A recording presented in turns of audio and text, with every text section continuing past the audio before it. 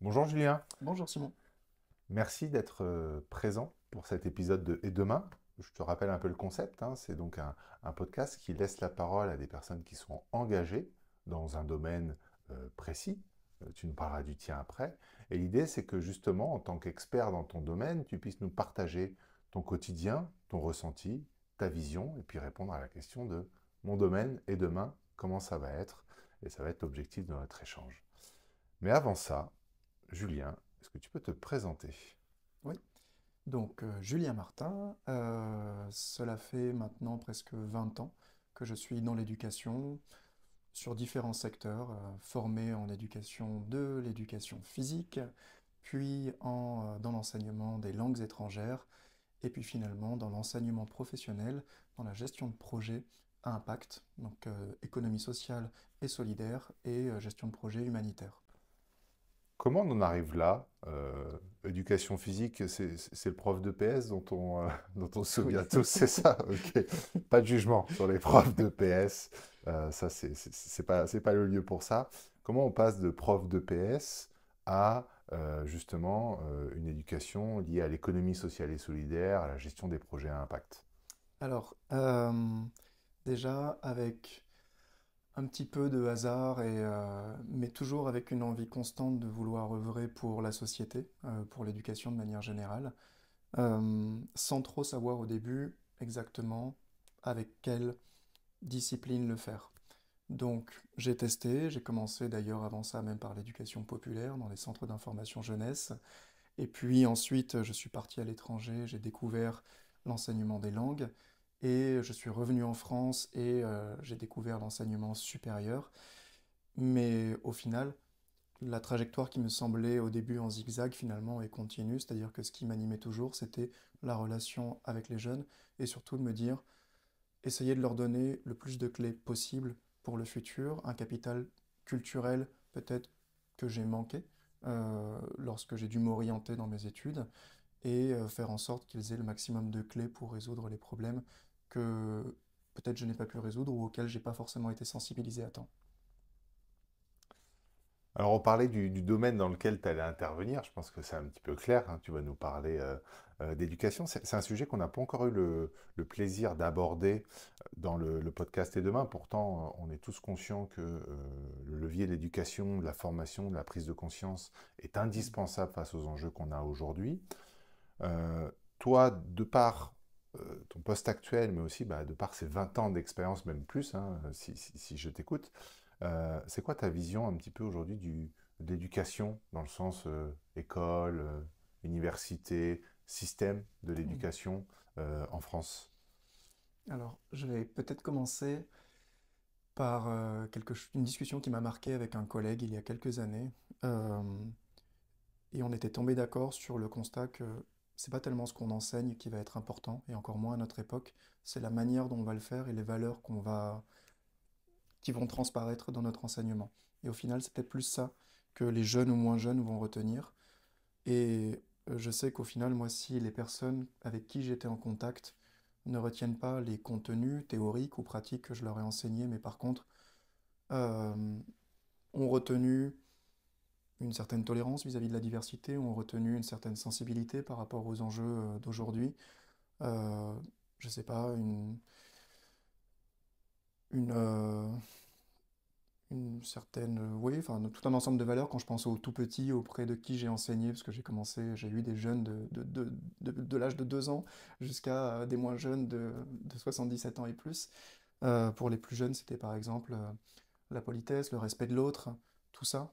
Euh, Si ça a été à un moment donné acquis partiellement ou totalement, je considère que j'aurais accompli ma mission et c'est la vision de l'éducation que j'ai.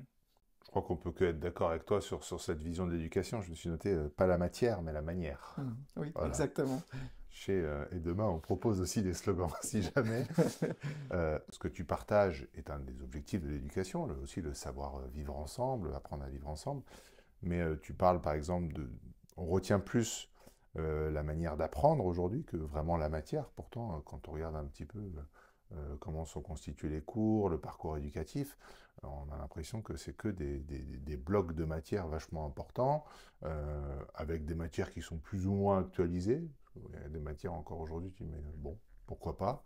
Ou en tout cas qui ont une place beaucoup trop importante par rapport à d'autres qui devraient Mm. ne serait-ce que juste être présentes. Qu'est-ce que ça t'inspire? Qu'est-ce que tu en penses de tout ce système éducatif actuel? Qu'il y a C'est... trop d'importance sur les contenus, justement. Et j'en suis un peu l'exemple, c'est-à-dire que j'ai jamais arrêté d'étudier, alors que pourtant je détestais l'école quand j'étais plus jeune.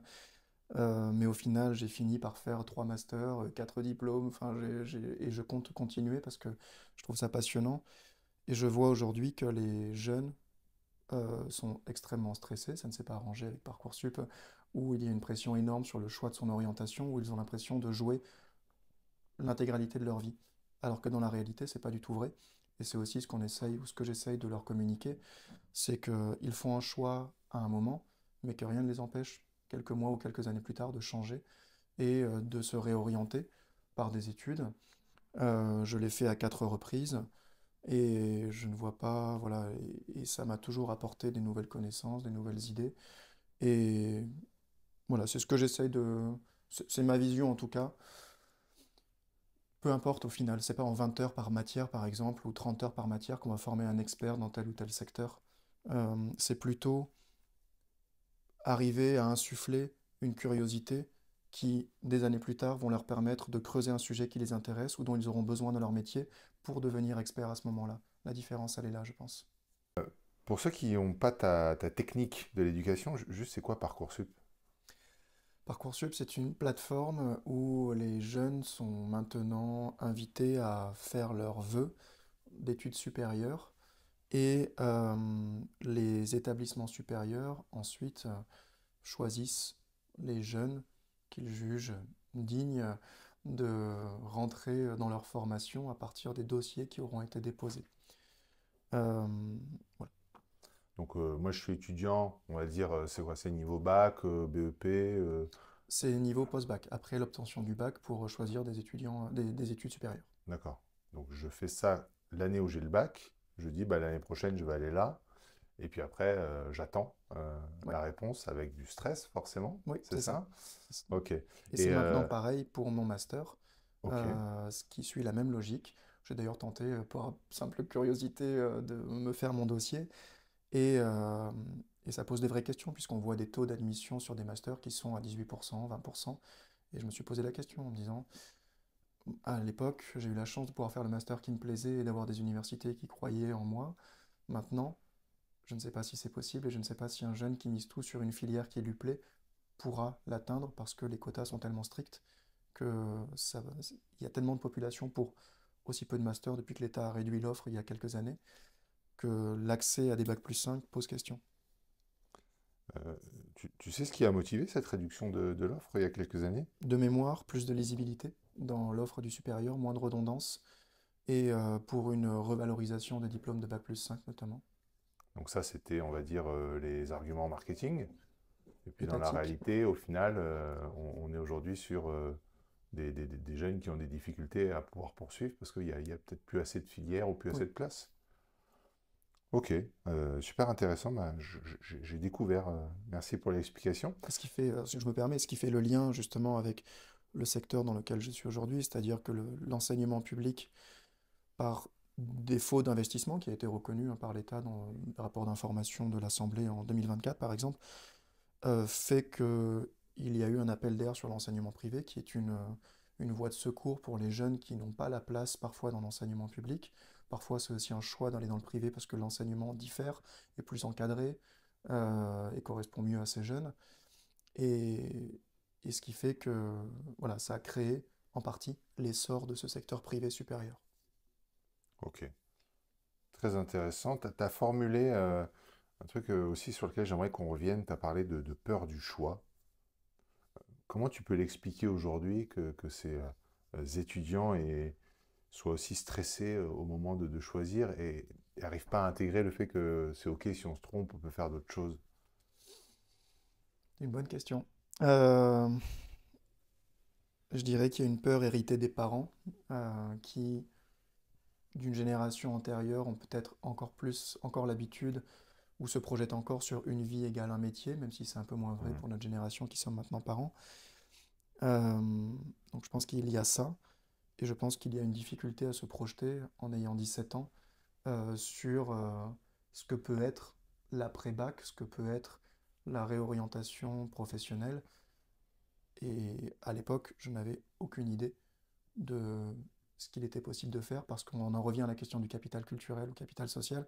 Mes parents n'ont jamais fait l'université, ma mère a un brevet, mon père a un bac.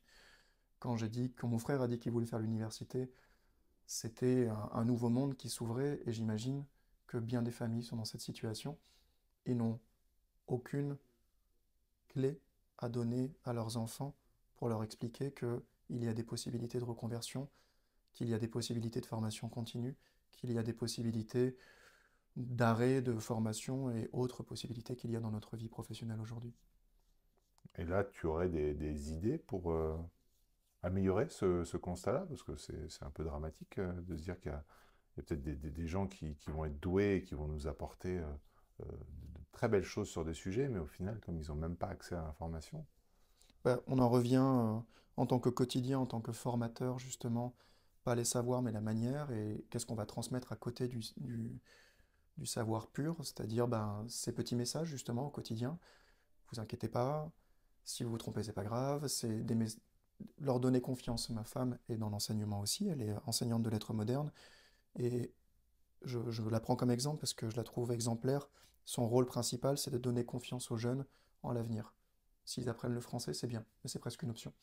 Euh, Ça, c'était la première option. La deuxième solution que je vois, ça fait écho à mon premier job, qui était dans un centre d'information jeunesse, ce qu'on appelle les CRIJ, Centres régionaux Mhm. d'information jeunesse, Info Jeunes maintenant, qui justement ont cette mission d'information sur différents pans de la vie, notamment celui des études, en collaboration avec la région sur les questions d'orientation, pour donner cette information manquante aux jeunes qui n'ont pas le capital pour y accéder. Et ça, je pense que c'est une vraie solution et sur lequel il faut appuyer euh, de plus en plus. C'est pour ça que ce réseau s'étend d'ailleurs. Si j'ai compris un peu ce que tu partages, tu as des enfants, Oui, c'est ça? Un, deux, deux, deux. Ils ont quel âge, si c'est pas indiscret? 1 an et 3 ans. Ok. Donc on commence à parler un peu éducation. On on n'est pas encore dans l'analyse du parcours éducatif ou du travail des maîtres ou des maîtresses, mais tu as déjà un peu une idée de comment tu vas les accompagner sur la voie de l'éducation Oui, et tout ça, oui. oui, oui. Comment dire? Alors, il y a une différence entre éducation et culture déjà. Il faut pas mêler les deux. Euh, Si pour l'éducation, moi, ce que je voudrais pour mes enfants, c'est de ne pas perdre de vue quel est le problème actuel. Je m'explique. Euh, Aujourd'hui, j'ai l'impression que on continue de proposer des filières éducatives qui ne prennent pas complètement en compte les problèmes d'aujourd'hui, à savoir environnementaux euh, et de surconsommation. C'est ma position, hein, c'est moi, ma manière de voir les choses, mais je n'arrive pas à comprendre aujourd'hui qu'il existe encore des filières traditionnelles de commerce, de développement, de management, de tout ce qu'on veut en fait, dont l'objectif est encore soit de pousser à la consommation pour prendre le marketing, la communication ou autre, soit d'innover en prenant le penchant du technosolutionnisme en se disant on va générer des jeunes brillants qui vont penser à des solutions qui vont permettre de contourner les problèmes environnementaux ou les problèmes de surconsommation. Moi, la vision que j'ai, c'est plutôt d'enseigner ou que mes enfants apprennent à résoudre le problème par la base, c'est-à-dire au niveau de la demande, qu'ils apprennent à limiter la consommation, qu'ils prennent les bons réflexes pour ne pas consommer, pour ne pas utiliser de plastique, pour ne pas... Voilà, tout un ensemble de bons comportements qui va réduire leur impact. Et si jamais ils se tournent vers l'offre, eh bien qu'ils réfléchissent à des solutions, pas pour contourner les problèmes, mais pour prendre le problème à la racine, c'est-à-dire créer des nouveaux modèles de production, créer des nouveaux modèles de service, des nouveaux modèles de gouvernance qui vont réduire euh, l'impact. Voilà, c'est une phrase compliquée, mais C'est très clair. Ah, et, tu as raison. En plus, j'aimerais qu'on rebondisse sur un point que peut-être tu nous livres, à ton avis, pourquoi c'est comme ça aujourd'hui? Comment ça se fait qu'on est toujours, comme tu l'as dit, hein, les BTS, commerce international, marketing, communication, et on ne voit aucune évolution par rapport au contexte actuel qui, lui, par contre, évolue très vite. Et puis, on voit même pas le début d'une évolution là-dedans. Par contre, on est toujours sur un développement du nombre d'écoles qui proposent ce genre de choses. Euh, Qu'est-ce qui peut expliquer qu'on accélère à former des gens sur des métiers qui, c'est une certitude aujourd'hui, c'est une réalité physique, vont accélérer notre chute ou la vitesse à laquelle on va se prendre le mur? je pense la nature humaine, on a du mal à se projeter sur ce qu'on ne voit pas. Or, les questions de pollution, on ne les perçoit pas forcément au quotidien, on ne le voit pas, ça ne se sent pas. Je me faisais la réflexion avec ma femme l'autre jour. On voit quand on met un liquide dans de l'eau, on voit que ça change la couleur de l'eau, mais dans l'air, au quotidien, on ne le voit pas, on ne prend pas conscience de ça. Mm. Donc, à partir du moment où on ne prend pas conscience du problème au quotidien, comment est-ce qu'on envisage de se projeter pour résoudre ce problème? Impossible. Ça, c'est, à mon avis, un des problèmes principaux. Euh, la nature humaine aussi qui fait que ben, c'est anxiogène de penser à ce qui ne va pas, donc on préfère se cacher derrière ce qui va et se dire, ok, je préfère ne pas voir et ne pas faire un cancer ou un ulcère par éco-anxiété et je continue, je me mets des œillères pour continuer dans la voie traditionnelle. Euh, C'est faisable, ça encore aujourd'hui? Vraiment, avec toute la donnée qu'on a, même si on a toujours des climato-sceptiques, mais je crois qu'ils le font plus pour le buzz que par vraie conviction. Tu crois vraiment on a la possibilité aujourd'hui de se mettre des œillères et... oui, parce que les données, on les voit, on voit des chiffres, mais j'en reviens à ce que je disais, naturellement, on voit pas l'impact, on le sent pas, on voit pas au quotidien quelqu'un qui est né dans une ville polluée, est-ce qu'il va voir la différence, est-ce qu'il va savoir? Parce que je rappelle qu'il y a des jeunes en milieu urbain qui peut-être ne voient jamais la nature. Moi, j'ai eu la chance de grandir dans les Alpes. Ma femme a donné des cours dans la couronne, dans la petite couronne ou grande couronne, je sais plus, à Évry, Courcouronne. Elle m'expliquait que à 17 ans ou à 16 ans, il y a des gamins qui, c'est la première fois qu'ils sortaient au parc de la ville. Ils n'avaient jamais vu un arbre, enfin un arbre, j'exagère, mais ils n'avaient jamais vu une poule, ils n'avaient jamais vu une vache. Donc oui, je pense que c'est réellement possible qu'un, de ne pas concevoir ce qui ne va pas parce qu'on n'a jamais eu un point de comparaison à un moment donné dans sa vie. Même avec l'afflux des médias, où je crois que tous les 15 jours, on nous partage une catastrophe à droite, une catastrophe à gauche. Euh, ce que tu dis là, sur les jeunes qui sont dans des lieux plus isolés, je suis tout à fait d'accord avec toi. J'ai eu les mêmes expériences à Toulouse sur des gamins qui prenaient le métro pour la première fois et Mm. sortaient du quartier pour la première fois à 9 10 ans. Je dis, mais c'est impensable. Et qui se retrouvaient face à une vache et qui ne savaient pas Mm. si c'était une vache, un cheval ou un truc comme ça. Mais j'ai du mal à imaginer qu'on... Je suis raccord avec toi sur le fait qu'on soit capable de se forcer à se mettre des œillères, Mm. mais je crois qu'il y a quand même un truc au fond de toi qui dit, bah, ok, je regarde pas, je sais pas, mais il y a un truc qui est en train d'arriver. Et la difficulté, c'est quand ça arrive, parce que ça va arriver, Mm. comment on réagit, quoi. Mm. Qu'est-ce qu'on se dit, comment on vit avec ça, qui va porter la responsabilité, tu vois? Mais C'est tous ces sujets-là qui questionnent aussi. je pense qu'il y a une analyse qui est biaisée. On l'entend, j'écoute beaucoup de reportages, d'émissions, et à chaque fois, dans les émissions qu'on entend, c'est comment, ce qu'on en français, en anglais, on dit mitiger les conséquences du problème.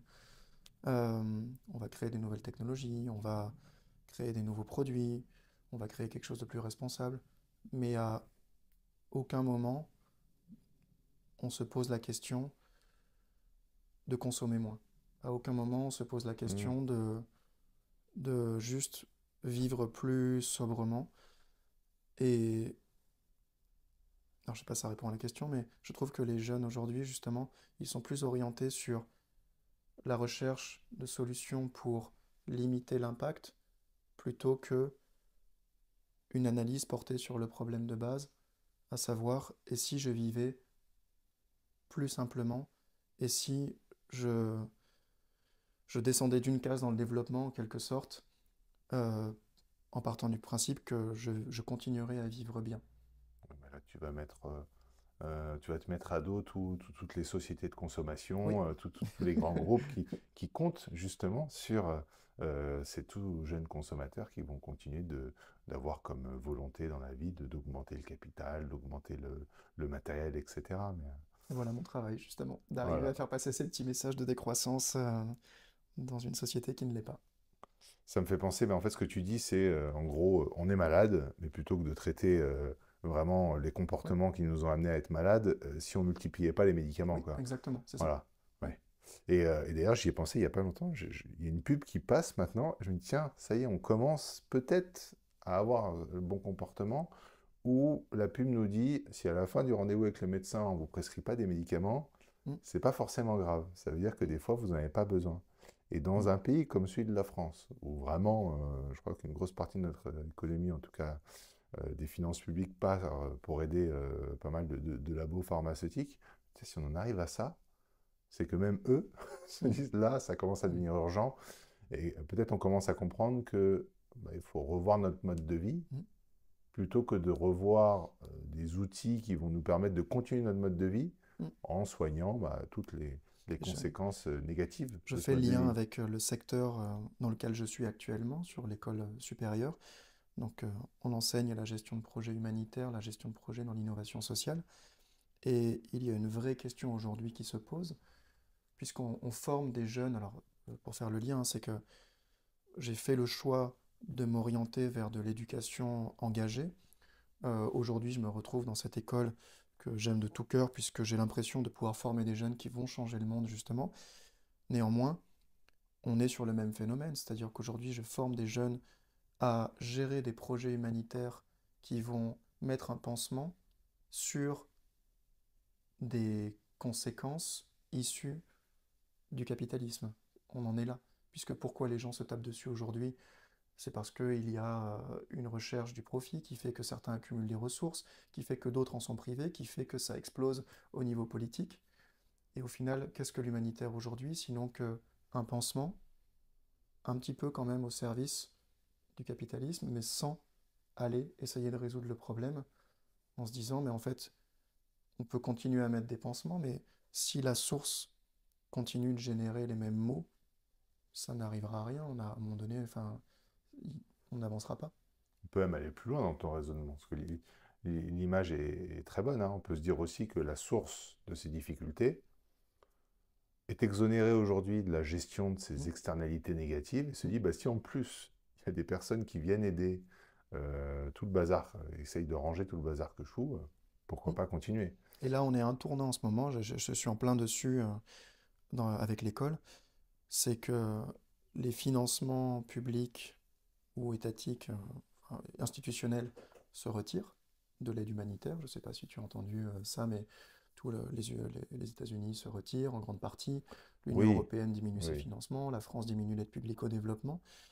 Donc, il y a maintenant, le secteur est en plein questionnement et se pose enfin les bonnes questions de se dire, ben, peut-être que, enfin, ou plutôt, ce vide qui est laissé, peut-être va-t-il être réinvesti par le privé qui va se poser les bonnes questions en se disant, on finance l'aide, mais si on veut arrêter de financer l'aide humanitaire, peut-être va-t-il falloir que on limite les externalités négatives. Je ne sais pas si tu vois où je veux en venir, puisque Bien sûr. ce sont Ouais. les générateurs des maux qui vont payer euh, Bah, les conséquences les de leurs actions. conséquences, puisqu'il y a Mm. une attente sociale derrière ça. Les gens vont se dire, bah, vous générez les problèmes, il va peut-être falloir commencer à les résoudre vous-même.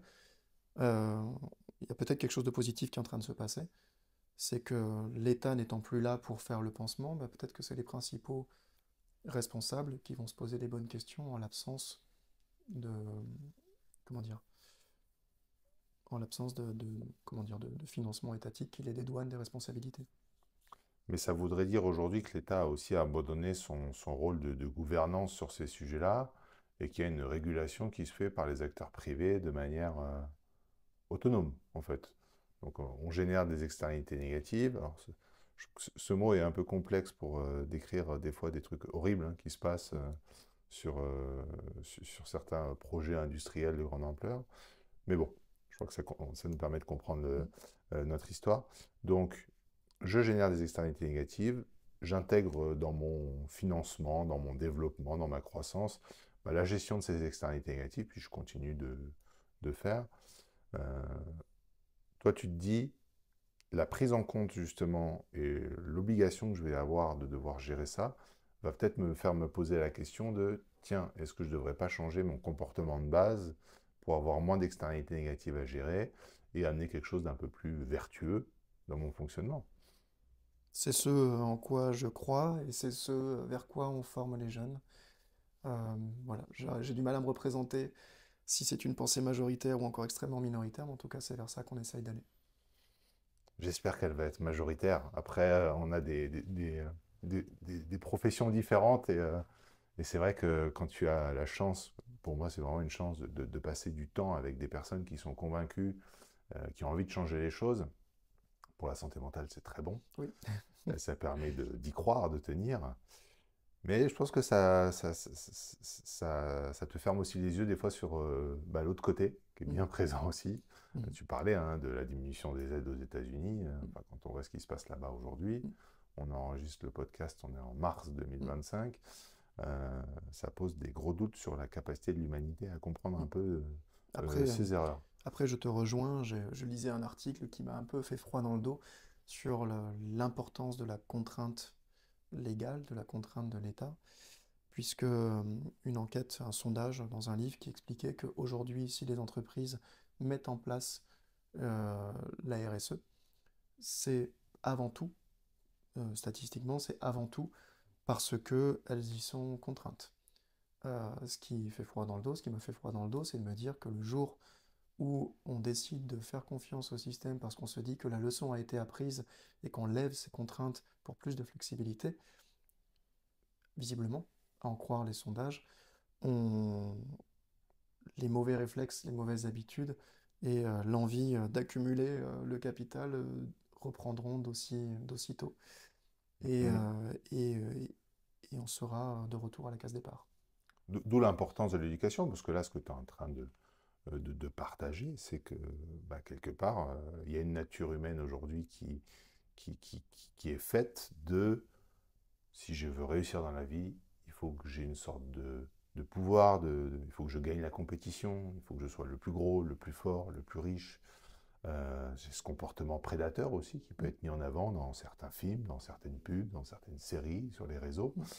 Euh, Tant que tu n'as pas déconstruit ça, Oui. et ça se déconstruit que par l'éducation et la formation, Et je- tant que tu n'as pas déconstruit ça, bon, le reste, c'est pas si important que ça. Et même si on propose des alternatives qui pourraient ouvrir vers un changement de mm, pensée, la RSE, même si là, après, moi, j'ai une position sur la RSE mm. qui est plutôt sur le côté, on rajoute un petit peu de cosmétique pour faire Ouais, joli et on ne change pas forcément la finalité, mais ouais, ouais. en tout cas, ça a vocation à ouvrir le chemin.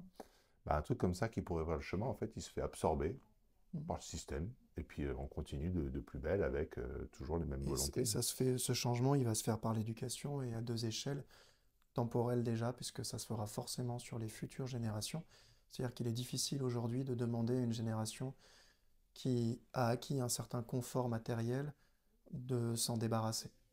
Le changement coûterait trop cher à ces personnes-là, et nous les premiers, hein, si demain on nous demande de vivre comme j'ai pu voir certaines personnes dans d'autres pays, dans des conditions beaucoup plus austères, mais elles n'en étaient pas moins heureuses. Nous, comme on a déjà été habitués, je pense que ce serait trop compliqué, à certaines exceptions près. La désintox, c'est dur, hein. Et exactement. Donc Ouais, ça va oui, prendre oui. plusieurs générations, L'addiction, c'est dur. sans sachant que de génération en génération, on transmet aussi des habitudes, et donc Mm. les enfants ne partent pas de zéro, ils partent déjà avec un handicap d'habitude qu'ils ont hérité de leurs parents. Et la deuxième échelle, ça va être au niveau géographique aussi, parce que si un pays ou même une zone se lance dans une pensée décroissante, j'ai du mal à imaginer comment il pourrait tenir bon face à une majorité qui décide de ne pas le faire, qui décide de continuer la compétition matérielle. Euh, il faudrait forcément que ce soit quelque chose d'harmonisé et d'initié et de coordonné au niveau mondial si on veut que ce soit fait en même temps par tout le monde.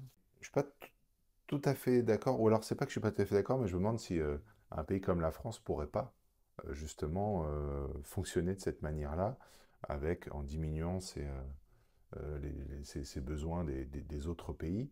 Alors il y a des choses sur lesquelles on devra se passer, hein. Il y a des produits qu'on importe, qu'on aura pu.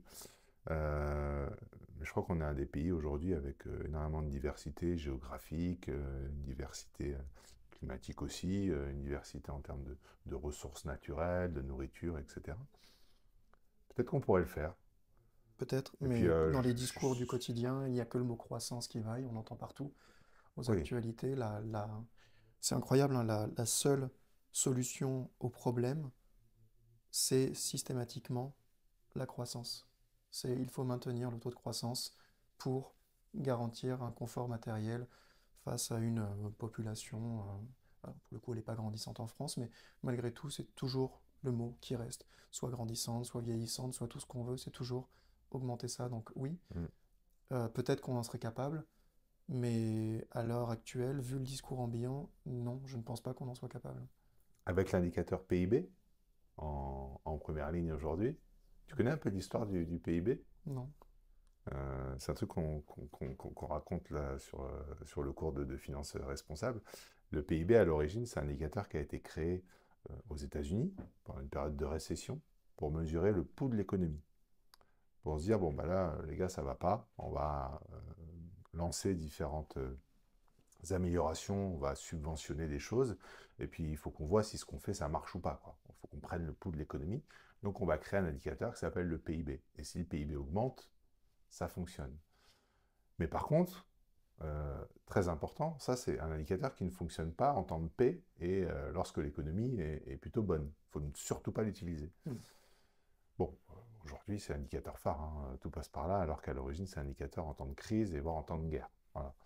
Et je crois que ça en dit suffisamment long et ça rejoint exactement ce que tu viens de dire là-dessus. Mais si on se permet de rêver un petit peu, parce qu'on est quand même là dans le fantasme, hein, je pense encore un peu, on peut imaginer que la société que tu présentes, bah, assez rapidement, aura des personnes en meilleure santé, aura plus de robustesse, aura moins de frais médicaux, aura moins de conflits les uns avec les autres, une intelligence collective, donc encore une fois cette notion de robustesse. Ça va prendre du temps, mais je reste convaincu que ce genre de choses, derrière, forcément, les autres pays ou les autres régions, les autres localités, je ne sais pas à quel niveau on le met en place, vont forcément être intéressés par le fait de le mettre en place. Mm. Mais entre le fait d'en discuter tous les deux dans une petite pièce avec un micro et le fait de l'appliquer au niveau ne serait-ce que régional, voire français, Mm. c'est évidemment un très très très bon chemin. Je ne sais même pas si on en verrait le bout du chemin, en tout cas sur notre horizon de vie. Donc tu as raison sur un point, c'est que ça fait partie de l'éducation et j'ai la chance de faire de l'éducation à l'international ou pour l'international. En tout cas, j'ai eu la chance de le faire puisque j'ai enseigné à des jeunes qui avaient vocation à voyager ensuite en France ou à l'étranger, ou diriger des écoles qui avaient cette même vocation-là. Et il y a effectivement une composante importante dans l'éducation de demain, c'est le contact avec l'altérité. Euh, comment dire, permettre à des jeunes de d'être au contact d'autres cultures, d'autres personnes dans des zones géographiques différentes, justement pour prendre conscience des différents styles de vie, pour avoir justement ce fameux point de comparaison qu'il manque et sans lequel on n'est pas capable d'évoluer parce qu'on ne sait pas à quel niveau de sous-développement ou surdéveloppement on se situe. Euh, et ça, oui, c'est quelque chose auquel je tiens profondément. Je te disais tout à l'heure qu'on allait partir quelques années en Inde à partir de septembre. C'est un des objectifs qui nous fait partir avec nos deux enfants, c'est de réaliser, pour le meilleur ou pour le pire, euh, quelles sont les conséquences euh, d'une vie dans un autre, alors je pas d'une vie, mais qu'est-ce qui peut se produire dans un autre pays avec un autre système euh, politique, de consommation, culturel, et d'avoir ce point de comparaison-là quand ils reviennent en France. On a forcément besoin de changer de zone géographique pour alimenter ce besoin d'altérité, où on est quand même dans un pays en France où il y a tellement de diversité qu'en fait, je crois que juste dans ton bâtiment, tu peux te retrouver avec 5, 6, 10 communautés différentes et puis apprendre plein de choses avec eux. Je suis pas convaincu. J'en veux pour preuve que je me suis amusé à regarder les taux de pollution dans certaines villes d'Inde pour me préparer. Euh, je pense qu'on n'a pas conscience du niveau d'impact qu'il y a dans certaines zones. Et par chance, peut-être qu'on en est préservé, ou je ne sais pas si c'est une chance, mais parce que, euh, comment dire? Les conditions du terrain, on ne peut pas les retranscrire, c'est ça que tu veux dire? Oui, et plus que ça, c'est-à-dire que l'impact de nos actions du quotidien ne vont pas être situés au même endroit. C'est-à-dire que ce que je fais aujourd'hui, les conséquences, je ne le verrai peut-être pas à cet endroit-là, mais dans un système qui est globalisé, que ce soit euh, commercialement, culturellement ou écologiquement, l'impact, il est peut-être à côté. Et je peux rester autant de temps que je veux dans ma zone, et peut-être que je ne verrai jamais l'impact de mes actions, parce qu'en fait, c'est à côté que ça se dégrade, c'est pas chez moi. Mais comment tu envoies 70 millions de personnes voir l'impact qu'il y a à côté? Parce qu'on pourrait aussi te parler du coût Ouais. environnemental de ce Oui. déplacement. Mm. Bon, tu vois gros comme une maison arriver. Et c'est vrai que C'est des fois, quand sûr. je pose la question aux étudiants sur le parcours finance responsable, ils veulent Mm. tous faire le tour du monde en avion. Mm. Et je dis, mais est-ce qu'on n'est pas en train d'être complètement en décalage entre nos Mm. actions et ce qu'on a envie de faire? Ouais. Mais ce besoin d'altérité, ok, je l'entends. Il faut que tu te déplaces à un moment donné pour aussi Mm. te rendre compte, le ressentir, hein. Il Mm. faut que ce soit physique, il faut que ce soit dans ta chair. Mais c'est impossible aujourd'hui de demander à 70 millions de personnes, et encore je Mm. parle que pour la France, mais il faudra intégrer d'autres pays, de se demander de se déplacer pour vérifier ça. Comment on Mm. fait? J'ai pas de réponse, et tu as raison, effectivement, c'est un vrai paradoxe. Ouais. Euh, C'est-à-dire que ce besoin d'altérité, en tout cas que moi je ressens ou que je ressens pour mes enfants, il est aussi générateur de cet impact qu'on veut éviter. Et là, effectivement, pas de réponse. Bon, après, tu as le droit à ton voyage, je ne sais plus tous les combien, pour respecter le quota par personne. Et bon, tu ne vas pas faire du tourisme 15 jours, tu vas y vivre. Non, Donc je c'est crois que sûr. là, il y a une dimension différente. Mais oui, l'idée, c'est de se dire, en fait, on a besoin de ressentir l'impact de notre mode de vie qui ne se ressent pas chez nous, qui Mm. se ressent plutôt chez les autres. Et c'est souvent, malheureusement, chez les mêmes. Mais pour le faire, en fait, on va Mm. aussi accélérer un peu cet impact-là. Donc, comment on arrive à ressentir ce qu'on fait subir à d'autres populations avec notre niveau de confort aujourd'hui? Comment on se Mm. re-responsabilise? Mm.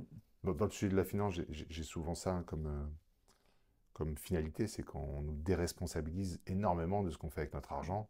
C'est bien orchestré. Pareil pour la consommation, quand tu Mm. vas dans les supermarchés, etc. Tout est bien mis en place, c'est bien organisé, etc. On ne te montre pas le massacre des animaux Mm. derrière ou les conditions de torture dans lesquelles ils sont.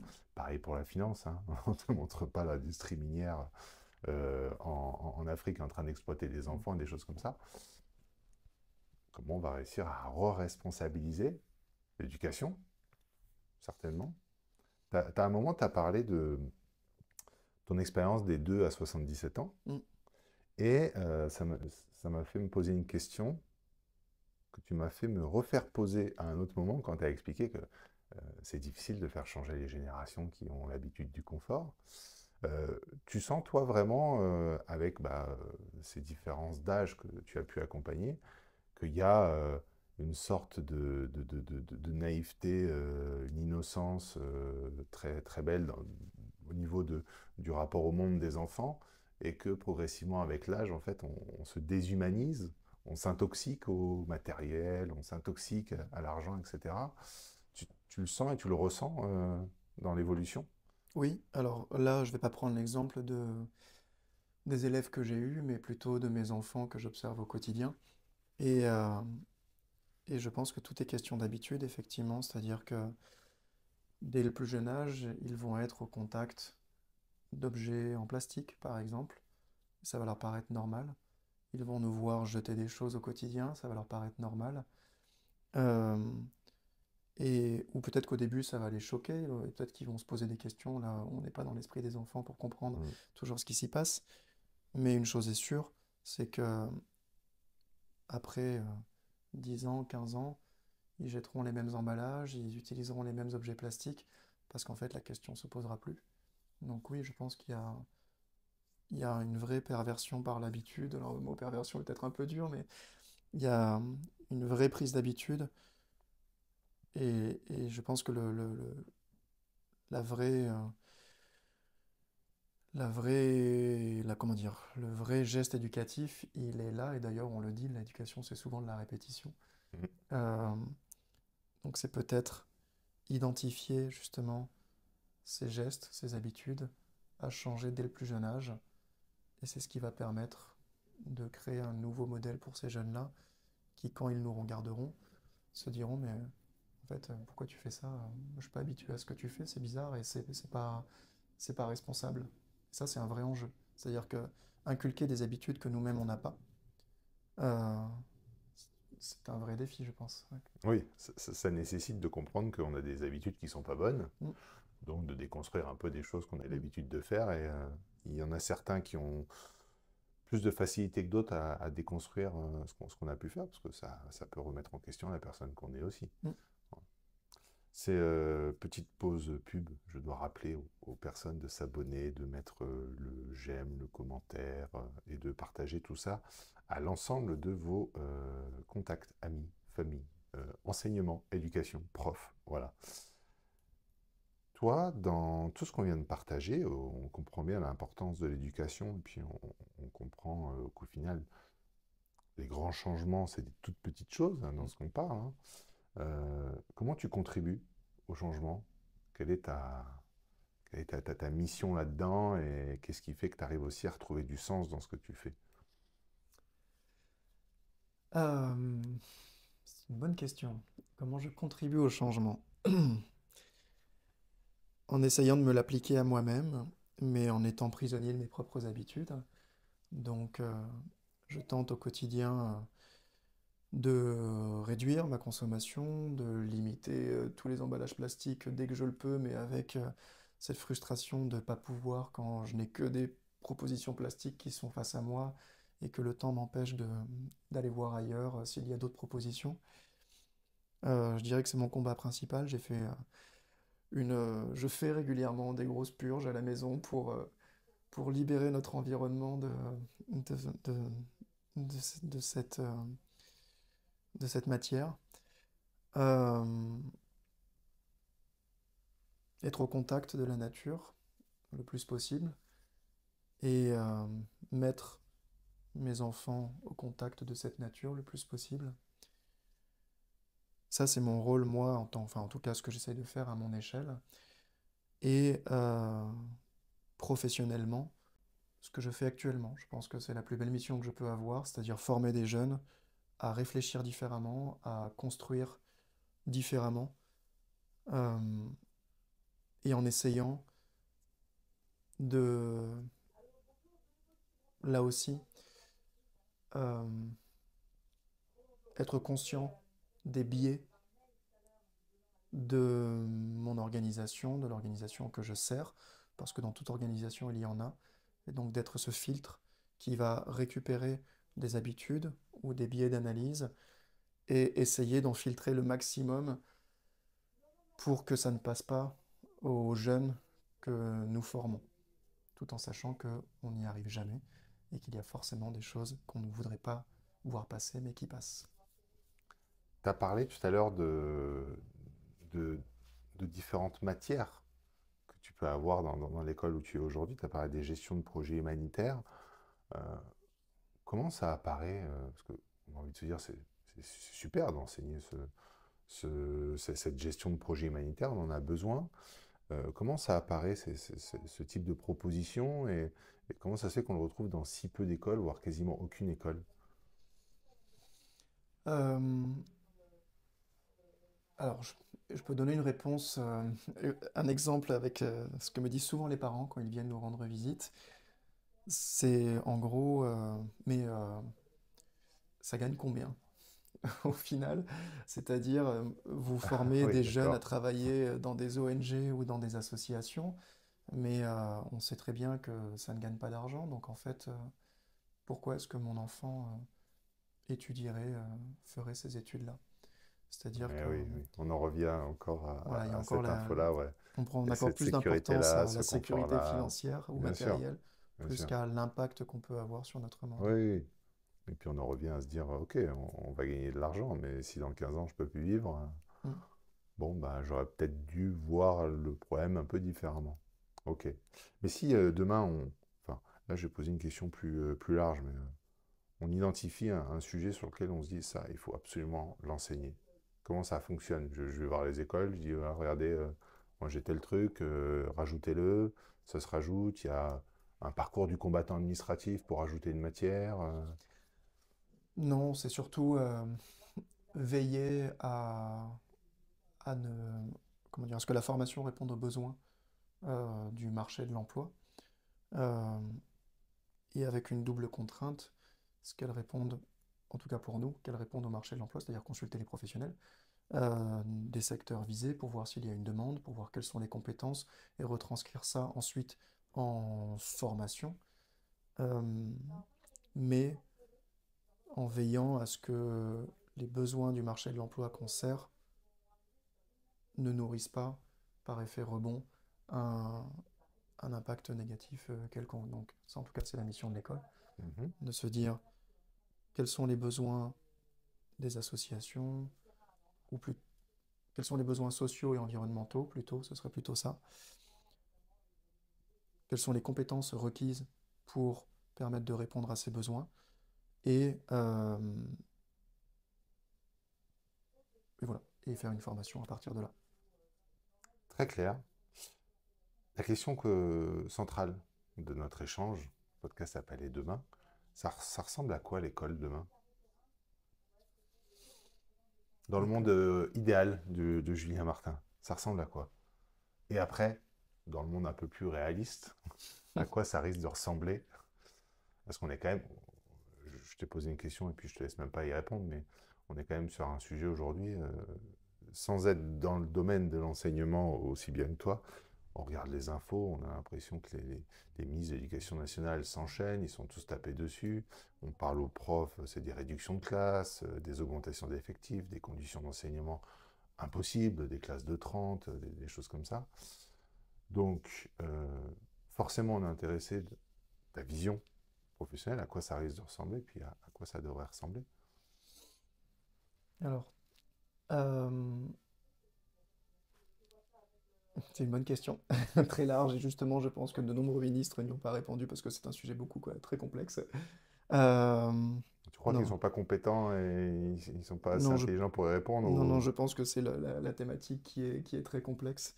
Euh, à ma toute petite échelle, dans mon tout petit secteur, dans ma toute petite école, euh, l'école de demain, ça serait déjà, et tu as dit le bon mot, une école avec des moyens, peut-être, effectivement, euh, mais avec des moyens qui sont correctement redistribués, parce que dans l'enseignement, il y a enseignement public et privé, et il faut que, où qu'aille cet argent, il soit destiné à la bonne chose, c'est-à-dire la formation des jeunes, avant tout. Euh, une école euh, multiculturelle, interculturelle, ça c'est mon idéal. Une école centrée sur la pratique, ce qui n'exclut pas la réflexion, mais en tout cas avec une mise en pratique des savoirs acquis, au maximum. En tout cas, ça c'est ma vision de l'enseignement que j'ai pu pratiquer. Et, euh, et je pense que c'est de plus en plus important, une école en lien avec les parents aussi, puisque sans se substituer aux parents, je pense qu'il y a une vraie complémentarité entre ce qui se fait dans l'enceinte de, du lieu d'enseignement et dans l'enceinte familiale. Ça, c'est mon idéal. Je pense qu'il y a beaucoup de biais à cet idéal-là et qu'il serait très facile de critiquer ça, mais c'est comme ça que je le vois. Et si on revient un petit peu à la réalité, sans dire que ce que tu dis est complètement à l'opposé de ce qui se passe, mais le chemin qu'on prend aujourd'hui, vers quoi il nous amène sur l'école? Faisons appel à tes 20 ans d'expérience dans l'éducation, il y a forcément une trajectoire qui se dessine, ou des choses où tu dis, bah, avant on pouvait faire ça, aujourd'hui c'est plus compliqué, avant il y avait ça, aujourd'hui il n'y a pas, ou avant il n'y avait pas, maintenant il y a ça. Actuellement, bah, j'essaie d'être optimiste, mais c'est un petit peu difficile. Sois réaliste. Ok, alors Voilà. réaliste. Ouais, si je suis réaliste, bah, on le voit hein, enfin, de dizaines d'années de constats en France. On voit que les financements n'ont pas toujours été à la hauteur. Et on en parlait tout à l'heure, il y a donc une désaffection parfois pour le public. Euh, les jeunes s'orientent vers le privé, mais on sait que c'est un secteur aussi qui doit être voilà, cadré pour ne pas qu'il y ait de dérives. On sait aussi qu'avec le climat géopolitique mondial, que les dépenses ont visiblement sont appelées à être réorientées sur des questions de défense. Est-ce que l'éducation va être une des premières victimes de ce changement de paradigme-là aussi? Euh, et on sait aussi que on est dans une époque du repli sur soi au niveau mondial, ça se voit, différents pays. Est-ce que ça aura un impact aussi sur, sur les comportements des individus au quotidien? Et j'entends par là un repli sur la cellule familiale, un repli sur le lieu d'enseignement et donc cette absence de communication entre les deux milieux qui, moi, me semble indispensable. Donc,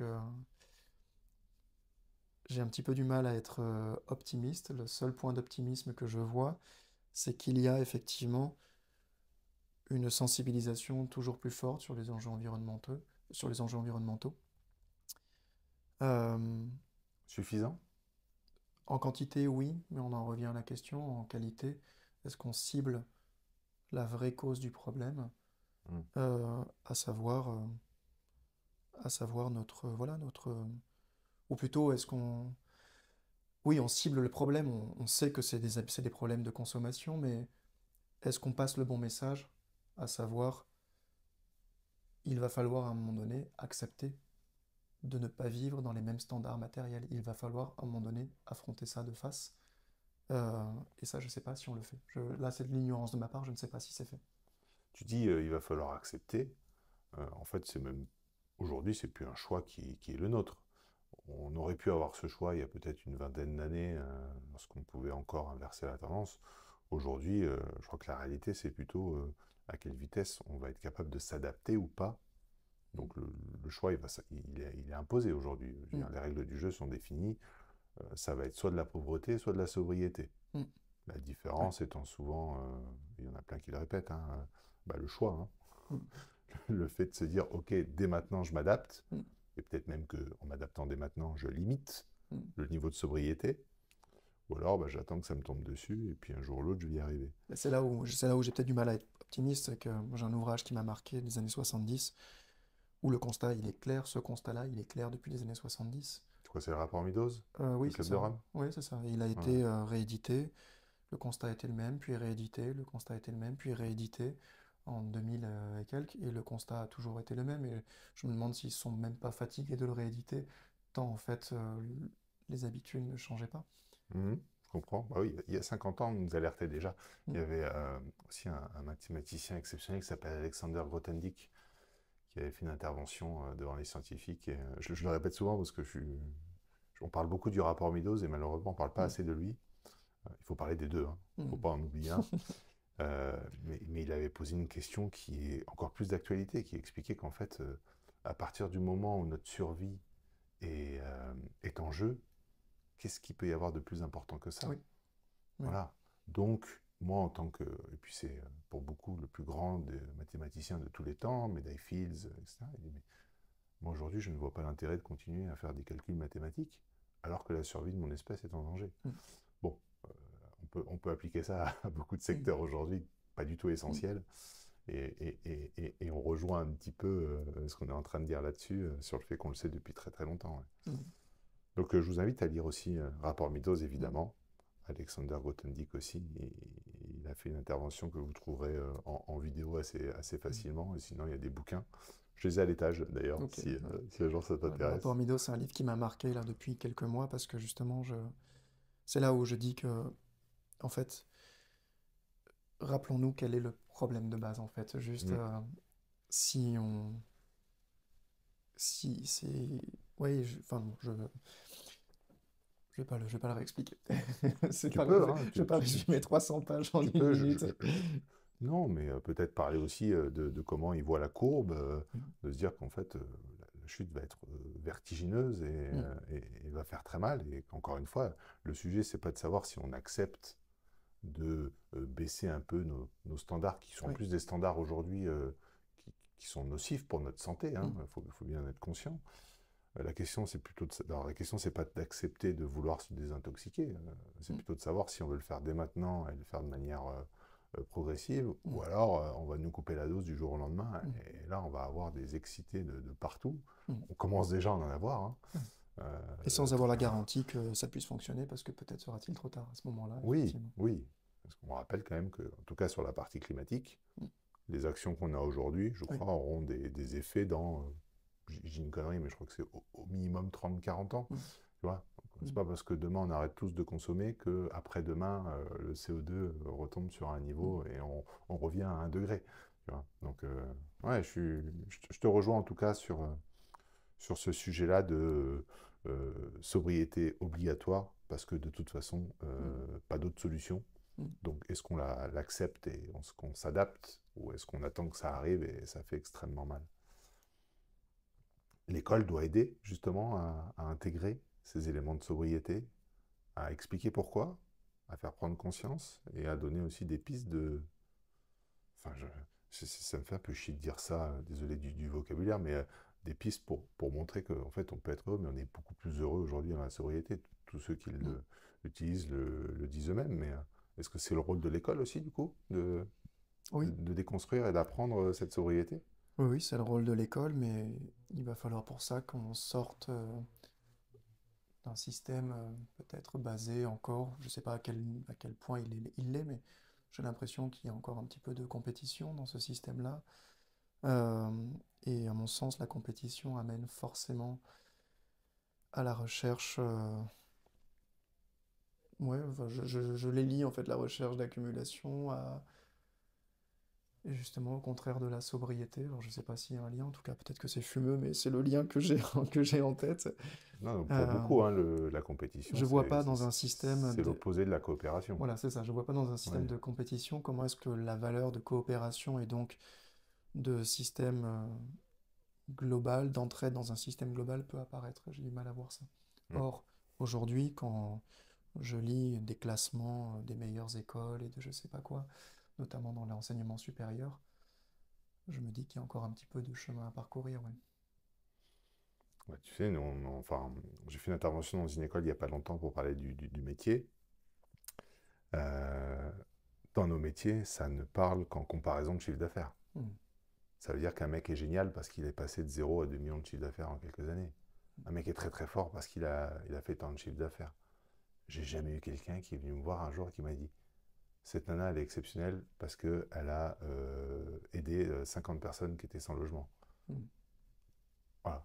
Et en fait, c'est ça dans beaucoup, beaucoup, beaucoup de secteurs mm, où tu vas juger de la qualité humaine sur en fait ta capacité à être un prédateur mm. sur l'environnement et le social. Et Et c'est là ça, où moi je suis peut-être un petit peu déconnecté parce que j'ai la chance d'être dans une école aujourd'hui où on voit la performance d'un projet pas sous le prisme économique ou pas uniquement sous le prisme économique parce qu'il doit exister malgré tout.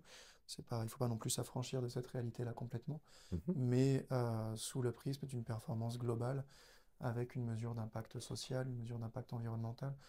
Et tu me parlais tout à l'heure de qu'est-ce que je fais pour faire changer les choses. Moi, j'ai au moins cette fierté-là de me dire que il y a X jeunes parents qui sortent de mon école et qui auront appris que pour qu'un projet soit réussi, c'est pas qu'il a rapporté tant de chiffres d'affaires, c'est qu'il a peut-être permis tant de réduction d'émissions de gaz à effet de serre ou permis à tant de personnes d'accéder à de l'emploi ou à un logement digne, oui, peut-être. Alors tu dis que tu es préservé, c'est vrai. Bon, tu vas vivre une expérience dans pas très longtemps à l'autre bout du monde qui risque de te faire sortir de ce petit jardin qui te préserve. Et je pense que c'est une très bonne chose aussi. Et j'espère que ça ne fera que de renforcer ton envie d'accompagner au Mm, changement comme tu le fais jusqu'à aujourd'hui. Est-ce qu'il y a un sujet sur lequel tu souhaites intervenir aujourd'hui? On a parlé de différentes choses. Euh, Est-ce qu'il y a un truc que tu veux rajouter, un point qui te semble important par rapport aux éléments qu'on a évoqués ensemble? Non, à part dire que malgré le portrait réaliste, pessimiste que j'ai pu avoir, je n'arrive pas à être pessimiste malgré tout. C'est-à-dire que c'est pour ça d'ailleurs que qu'on a eu des enfants et que parce que sinon on aurait fait le choix de pas en avoir si on était parti du principe que rien n'était possible et que c'était perdu d'avance. Donc non, et je crois que c'est ça aussi qui fait que je suis bien dans ce secteur de l'éducation, c'est que malgré tout, je pense que les choses peuvent changer. Je pense que l'humain est suffisamment intelligent pour apprendre, peut-être pas sur une génération, peut-être pas sur deux, peut-être sur plusieurs, mais que voilà, en semant une petite graine par-ci par-là, ça va pousser, ça va germer, ça va grandir et peut-être qu'un jour on aura un impact.